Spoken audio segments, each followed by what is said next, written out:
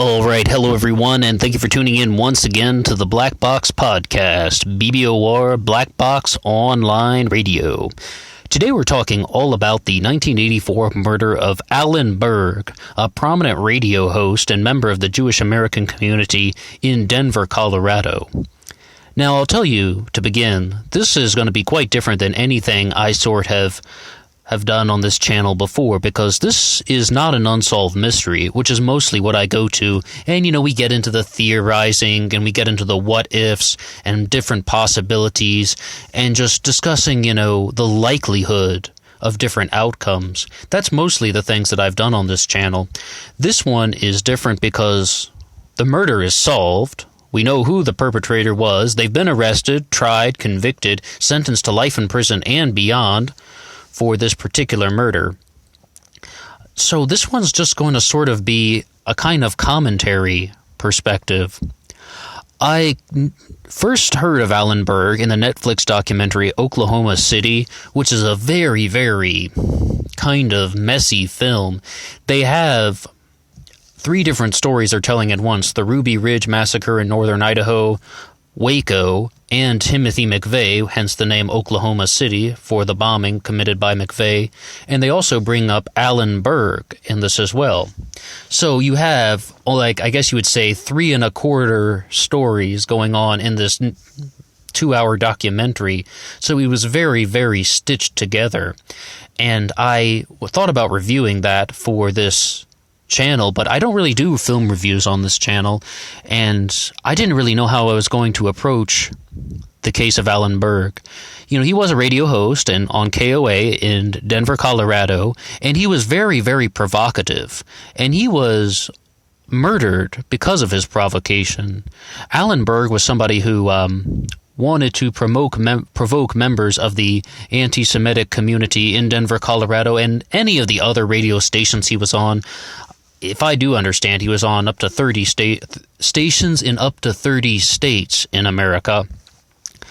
But, of course, that's been many years ago. I've listened to several of his uploads on YouTube, many of them actually, maybe even close to all of them. I have to tell you, I'm not very impressed. I didn't really hear any sort of mega insightful commentary.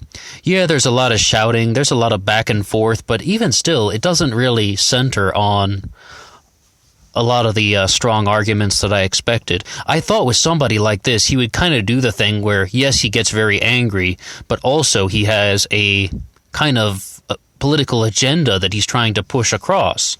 And, the radio shows from now 34 years ago, since the passing of Alan Berg, there might be just many more of those things like that have been lost to time. But on YouTube, I couldn't really find anything that had, anything that I took away with feeling that I gained some new insight, except for maybe the motivations that led to the murder, to this particular death.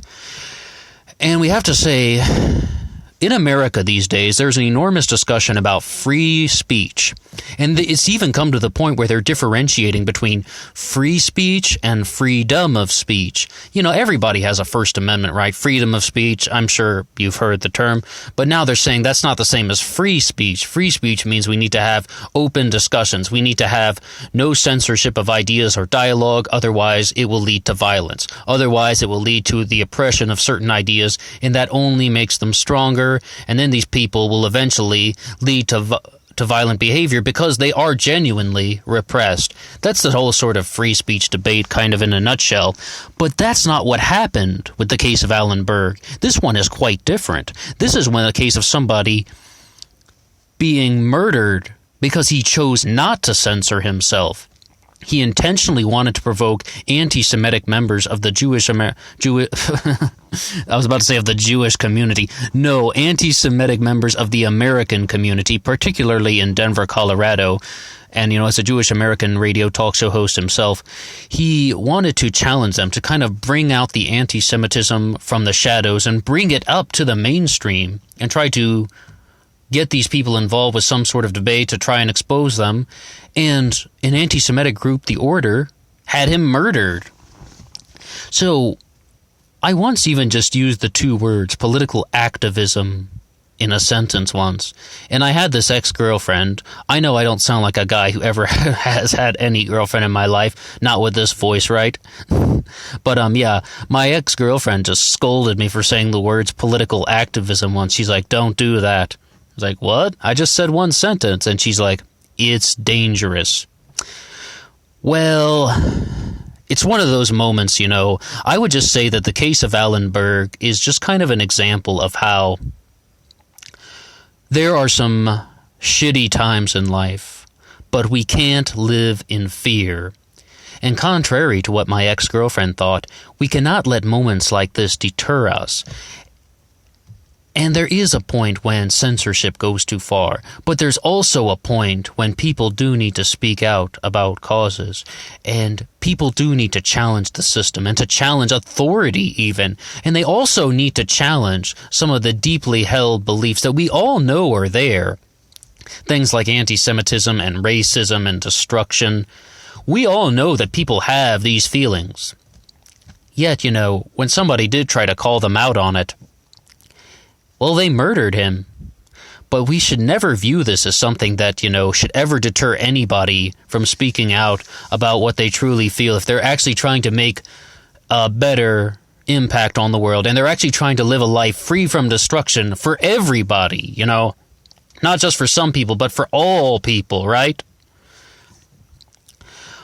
I really find, though, that they were trying to associate the murder of Alan Berg with just conservatism in general. They did this in the Oklahoma City documentary, even on his own Wikipedia page.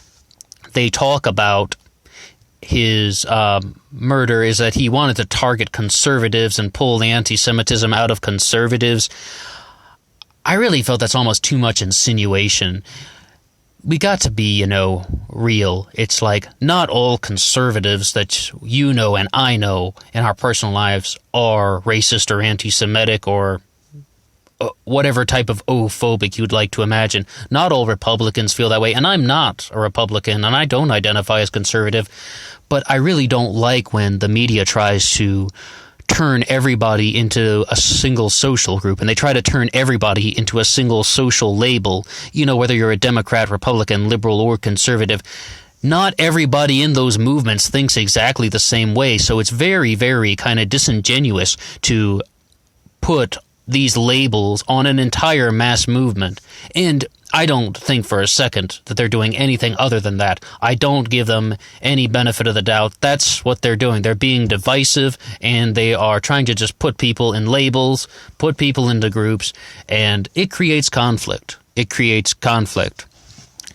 I don't think that Alan Berg was a saint. When I listen to his radio show, there's shouting, there's name-calling, there is a provocation, and it doesn't really lead to any sort of extraordinary outcome, at least from the clips that I've heard on YouTube. I might have been through all of his radio clips on YouTube, but I haven't really heard anything that is, super insightful. I find that a lot of the very angry personalities in the world actually have sort of an underlying message that they are trying to push, and they actually have, they do have some insight behind their words, and that makes me think that not all of these angry talk show personalities are actually like this in real life, Okay, I mean, Alex Jones, yeah, he's completely like that in real life. I think so. So says his ex-wife on Twitter. Follow Kelly Jones on Twitter for some good stuff. But I would really hope that people are just trying to draw attention to causes, and they kind of exaggerate the personality. Otherwise, almost the entirety of American talk radio would be full of a bunch of Looney Tunes. And I think it's only about halfway full. I'm being generous there. Well, that's sort of coming to the end of my little long-winded rant about Alan Berg, America. I don't think too much has changed from 1984 as opposed to 2018. We still have these groups. We still have these feelings. A lot of people on YouTube, like in the comments sections, especially YouTube, because I don't see this as much on Facebook, but this is one place where they really sort of share feelings of anti-Semitism and racism and bigotry and discrimination and xenophobia and Islamophobia and homophobia and whatever phobia you'd like to attach. It's like these feelings of destruction are very present in Americans, both in 1984 and to the present day. And it really just makes you wonder where it's all hiding, because we're now sort of, having huge discussions about Black Lives Matter, and I'm not going to touch that one. I'll let you sort of make up your own sort of statement on that. I don't really have anything to say one way or another. But when it comes to the case of Alan Berg, I really just felt that I don't think that this is anything different than 2018, the time of this recording. It's like this same event could have happened in 2018. A Jewish talk show host who's trying to provoke members of the anti-Semitic communities in the world, if you will, got murdered for being confrontational on the air. I mean, I don't think we've advanced a single bit in 34 years. What the fuck? Are we just crazy? Or are we the sane people in the crazy world, Oh my goodness, That's sort of the biggest reason why I thought about doing an upload on this. It was just like, the state of America really has not changed that much, and it's not progressing. It's just people are masking their feelings.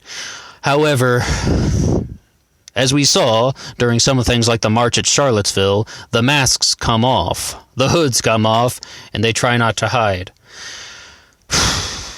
All you can say about that is, one people, one humanity, we all bleed red blood, we all walk the same earth, we all see the same stars, we all share the same universe. Namaste, people. You guys have a good day. Until next time.